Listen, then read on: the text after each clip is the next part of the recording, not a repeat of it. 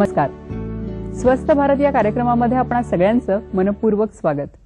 स्वस्थ भारत हा कार्यक्रम भारत सरकारच्या आरोग्य कुटुंब कल्याण मंत्रालय आणि दूरदर्शन यांच्या संयुक्त विद्यमाने आयोजित केला जातो. मंडळी, आपल्या समाजामध्ये आणि आपल्या आयुष्यामध्ये प्रश्न आणि समस्या यांची कमतरता कधीच नसते. पण सध्या आपल्या समाजाला आणि देशाला भेडसावणारा एक ज्वलंत प्रश्न म्हणजे मुलींचं घटतं प्रमाण. आपण मोठ्या अभिमानाने सांगतो की महाराष्ट्र राज्य हे आपल्या भारतामधील एक प्रगत राज्यांपैकी एक आहे. पण आपल्याला माहितीये का, यंदाच्या जनगणनेनुसार महाराष्ट्रामध्ये 1000 मुलग्यांमागे फक्त 883 मुली आढळलेल्या आहेत. म्हणजेच 117 मुली जन्मण्याच्या आधीच नष्ट केल्या गेल्या आहेत. आणि याच सगळ्या गोष्टींना आळा घालण्यासाठी, प्रतिबंध घालण्यासाठी शासनानं काही ठोस पावलं उचलली आहेत. आणि त्यापैकीच एक म्हणजेच PCPNDT ऍक्ट. मंडळी, आपण पेपरमध्ये वाचत असतो, दूरदर्शनवर, टीव्हीवर बघत असतो या सगळ्या कायद्याविषयी किंवा स्त्री भ्रूण हत्या या प्रकाराविषयी.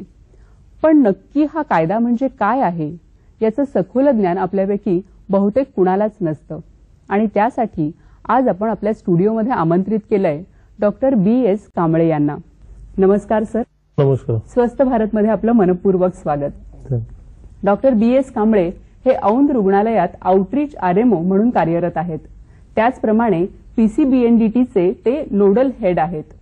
आज आपण PCPNDT या ऍक्ट विषयी आणि त्या संदर्भात इतर विषयांवर डॉक्टरांशी चर्चा करणार आहोत. डॉक्टर, मला सर्वप्रथम असं सांगा की हल्ली PCPNDT ऍक्ट किंवा स्त्री भ्रूण हत्या हा विषय अतिशय चर्चेचा विषय आहे. तर आत्ताच ह्या विषयाचं एवढं गांभीर्य का वाटतं किंवा आत्ताच ही जी धडक मोहीम सुरू झालेली आहे त्यामागचं कारण काय आहे? कायद्याचा भाग, पण कायदा म्हटलं की एक अतिशय महत्वाचा घटक येतो, तो म्हणजे पुरावा. तर एखादा डॉक्टर किंवा एखादी व्यक्ती दोषी आहे किंवा त्याने किंवा तिने गर्भलिंग निदान हे केलेलं आहे हे सिद्ध कसं काय केलं जातं? पण आता पुणे जिल्ह्याचा उल्लेख केला तर सध्या आपल्या जिल्ह्यामध्ये काय परिस्थिती आहे, म्हणजे ग्रामीण भागातही आणि शहरी भागातही काय परिस्थिती आहे नक्की या कायद्यासंदर्भात? धन्यवाद डॉक्टर, तुम्ही वेळात वेळ काढून इथे आलात त्याबद्दल मी दूरदर्शनतर्फे आपले मनपूर्वक आभार मानते. धन्यवाद.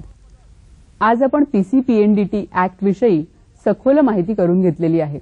मला वाटतं मुलगी नकोशी असणं ही जी भावना आहे ना, ही आपल्या समाजामध्ये अगदी घट्ट अशी रुतून बसलेली आहे. आणि मला वाटतं ही भावना जेव्हा आपल्या मनातून आणि आपल्या समाजातून जाईल तेव्हा अशा प्रकारचे कायदे करण्याची गरजही उरणार नाही. स्वस्थ भारत या कार्यक्रमातून आम्ही आपल्यासमोर येणारच आहोत वेगवेगळ्या आणि नवीन विषयांसह. स्वस्थ भारत पहा, तंदुरुस्त रहा.